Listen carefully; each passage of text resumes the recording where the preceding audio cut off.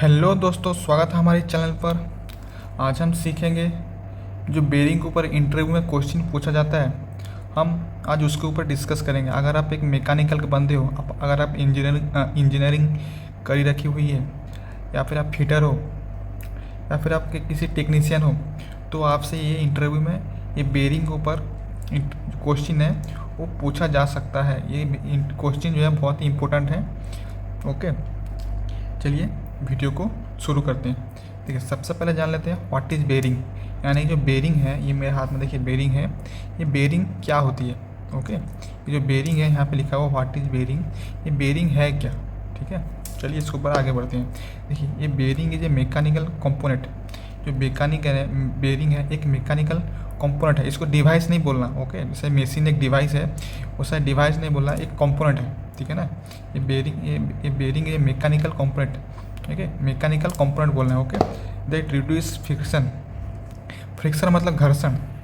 ये जब घूमता है ना, जो चीज़ घुमाता है उसका जो फ्रिक्शन है, जो घर्षण है, उसको रिड्यूस करता है। ठीक है, रिड्यूस फ्रिक्शन मतलब घर्षण को रिड्यूस करता है बिटवीन मूविंग पार्ट्स। ठीक है ना, जो मूविंग पार्ट्स है, जो भी मूविंग पार्ट्स है मशीन में या पंप में, मोटर में, वो जो मूविंग पार्ट है उसका जो फ्रिक्शन है उसको रिड्यूस करता है, यानी कम करता है। ओके, ये और क्या करता है? और क्या करता है? सिर्फ ये तो फ्रिक्शन रिड्यूस करने के बाद और क्या करता है? ये क्या करता है? Carry the load, guide the shaft. ये क्या है? लोड जो होता है, जो अब मशीन में, पंप में, जो भी किसी तरह के में जो बेरिंग जहाँ पे यूज करते हैं, उसके लोड को कैरी करता है। जो उसकी लोड होती है, जो वेट होती है, उसको कैरी करता है। और जो शाफ्ट होता है, जो यहाँ पे शाफ्ट लगता है, उसको गाइड करता है, मतलब अलाइनमेंट करके रखता है, सीधा रखता है। जिस भी डायरेक्शन फिक्स करते हैं उस डायरेक्शन में ये अलाइनमेंट करता है, यानी कि गाइड करता है। यहाँ इधर उधर ना होने दे, मिस अलाइनमेंट ना होने दे, इसलिए हमको बेरिंग का यूज में लेते हैं। ओके, आई होप समझ गए। पहला क्वेश्चन आपको समझ आ गया, ये वाला। सेकेंड में आ जाते हैं। ठीक है, what is difference between ball and roller bearing. इसका कहने का मतलब, ये जो बॉल बेरिंग है और रोलर बेरिंग है, दोनों में क्या डिफरेंस है? ठीक है ना, दोनों। सबसे पहले बॉल बेरिंग के ऊपर जान लेते हैं, बॉल बेरिंग में क्या और रोलर बेरिंग में क्या डिफरेंस है।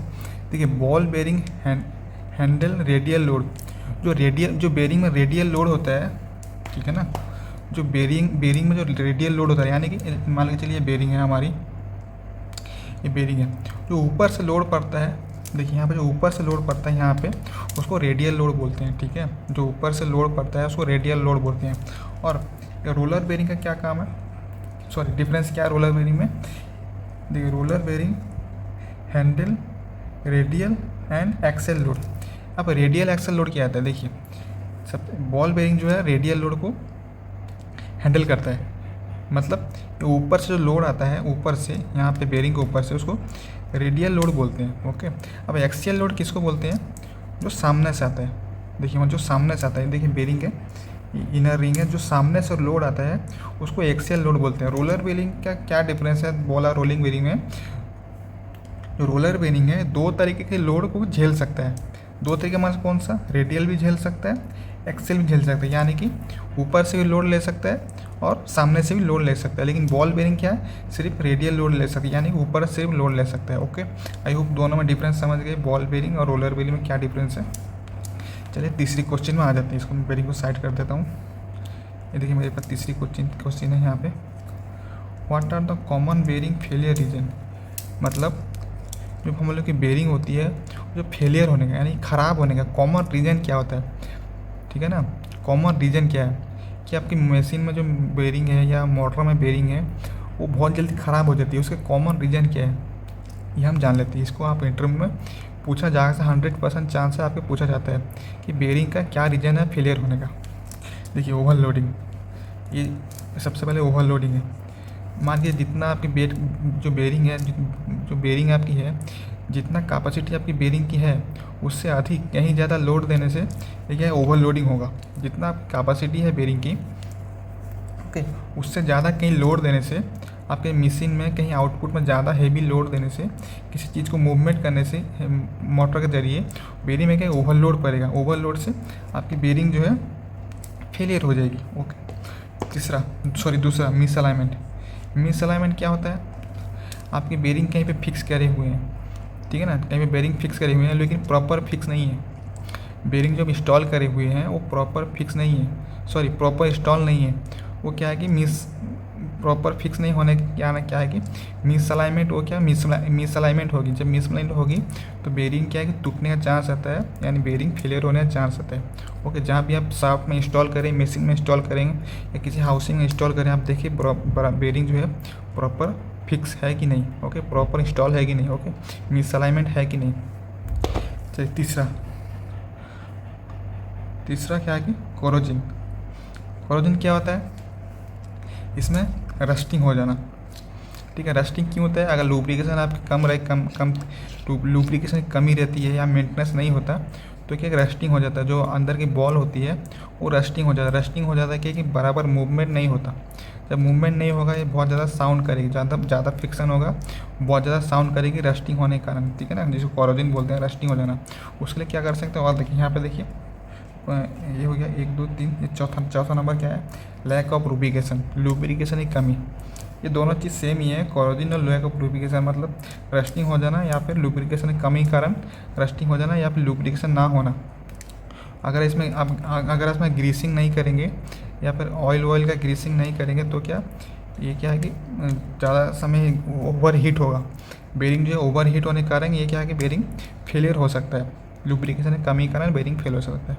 ओके, फोर्थ क्वेश्चन में आ जाते हैं। यहाँ पे क्या है, फोर्थ क्वेश्चन क्या है, what is the function of bearing. मतलब बेरिंग का क्या यूज है। कहने का मतलब हम लोग बेरिंग क्यों यूज करते हैं, यानी फंक्शन ऑफ बेरिंग का क्या है। ओके, देखिए रिड्यूसिंग रोटेशनल फ्रिक्शन। बेरिंग जो है वो क्या है कि जो रोटेशनल फ्रिक्शन है, देखिए रोटेशनल फ्रिक्शन है उसको रिड्यूस करता है। जो भी मशीन में आप जो भी रोटेशन करते हैं उसका फ्रिक्शन जो होता है, जो घर्षण होता है उसको रिड्यूस करता है। ठीक है ना, रिड्यूस रोटेशनल फ्रिक्शन। ओके, और क्या करता है, handling stress axial and radial load. ठीक है ना, handling stress and radial load, यानी कि और क्या करता है, ये जो स्ट्रेस होता है, जो बेरिंग जो लोड लेती है, एक्सियल लोड हो गया या रेडियल लोड हो गया, वो दोनों को ये कैरी करता है, यानी हैंडल करता है बेरिंग। ओके, ये दो कॉमन रीजन है फंक्शन ऑफ बेरिंग का। ये क्या करता है, लोड को कैरी करता है, ऊपर का लोड, सामने का लोड, और क्या करता है, जो फ्रिक्शन होता है उसको रिड्यूस करता है, जो घर्षण होता है उसको रिड्यूस करता है। ओके, प्रॉपर आपको मूवमेंट देता है। ठीक है, 5वें नंबर पर आ जाते हैं, how many types of bearing. इसका कहने का मतलब बेरिंग कितने टाइप्स के होते हैं। आपको इंटरव्यू आकर पूछा जाए, आपको फटाफट ये जवाब नहीं देना है, ball bearing, needle bearing, taper roller bearing, self align bearing, spherical bearing, ऐसे आपको जवाब नहीं देना है। आपको सिर्फ 2 बेरिंग का नाम बताना है, सॉरी 2 टाइप बेरिंग का नाम बताना है। अगर बेरिंग का टाइप पूछा जाए कितने टाइप्स की बेरिंग होती है, आपको 2 टाइप बताना है। एक हो गया फ्रिक्शन टाइप और एक है एंटी फ्रिक्शन टाइप बेरिंग, यानी कि फ्रिक्शन टाइप बेरिंग और हो गया एंटी फ्रिक्शन टाइप बेरिंग। आपको बताना है। आपको जल्दी में घबरा के सारा बेरिंग का नाम नहीं बता देना है, आपको 2 टाइप बताना है। आपसे टाइप पूछा गया है। ओके, आप कितने प्रकार के बेरिंग नहीं पूछा गया, आपसे बेरिंग कितने टाइप्स के होते हैं ये पूछा गया है। आपको फ्रिक्शन टाइप बताना है और एंटी फ्रिक्शन टाइप बताना है। ये बेरिंग जो होता है 2 टाइप्स के होते हैं। इसके ऊपर ही मैं अलग वीडियो लाऊँगा, आप चैनल को सब्सक्राइब कर रखिए। तो ये 6ठे नंबर पर आ जाते हैं, which bearing is used for high speed. ठीक है ना, ये इंटरव्यू में आपसे सवाल पूछा जा सकता है कि कौन सा बेरिंग हम लोग हाई स्पीड के लिए यूज में लेते हैं। ठीक है, हाई स्पीड के लिए हम लोग कौन सा बेरिंग यूज में लेते हैं। आंसर क्या है, बॉल बेरिंग। ये मेरे पास जो है देखिए, ये है डीप ग्रुप बॉल बेरिंग, इसके अंदर बॉल लगी हुई है। जिसके अंदर बॉल होती है डीप ग्रुप बॉल बेरिंग या फिर सिंगल बॉल बेरिंग होती है, वो हम लोग हाई स्पीड के लिए यूज में लेते हैं। सिंपल बॉल बेरिंग हम लोग हाई स्पीड के लिए यूज में लेते हैं। ये मेरे पास देखिए बॉल बेरिंग है, इसको हाई स्पीड के लिए यूज में लेते हैं। 7वें नंबर पर देखिए लास्ट क्वेश्चन आ जाते हैं, what is normal operating temperature of bearing. कि बेरिंग का जो नॉर्मल ऑपरेटिंग टेम्परेचर है, यानी कि बेरिंग जब घूमती है, जब ऐसे रोटेशन देती है, उसकी नॉर्मल टेम्परेचर क्या होनी चाहिए, कितने से कितना होना चाहिए। देखिए बेरिंग की क्या है नॉर्मल टेम्परेचर, 40 डिग्री से 80 डिग्री तक, 40 से ऊपर 80 के नीचे तक होना चाहिए। ठीक है, 40 से 80 के अंदर ये जो बेरिंग का टेम्परेचर है ये होना चाहिए। अगर ज़्यादा टेम्परेचर हो तो मान के चलिए आपकी बेरिंग जो है लुब्रिकेशन नहीं है, उसमें कोरोजन आ चुका है, या फिर किस तरीके से बेरिंग का जो केज है, बेरिंग की बॉल है वो ख़राब हो चुकी है। इसका मतलब ये बेरिंग जो है ख़राब हो चुकी है, इसलिए आपको ज़्यादा टेम्परेचर देखने में मिलता है। अगर बेरिंग का ज़्यादा टेम्परेचर हो, अगर आपकी किसी मोटर में लगी हुई है, मान के चलिए इंडक्शन मोटर में लगी हुई है, तो मोटर के वाइंडिंग जो है उसको ख़राब कर सकती है। ठीक है, आप ये चीज़ का ध्यान रखिए। और देखिए आपकी बेरिंग तो रोटेशन आपको देगा, बेरिंग आपकी वर्किंग लेगी, लेकिन क्या है कि ज़्यादा टेम्परेचर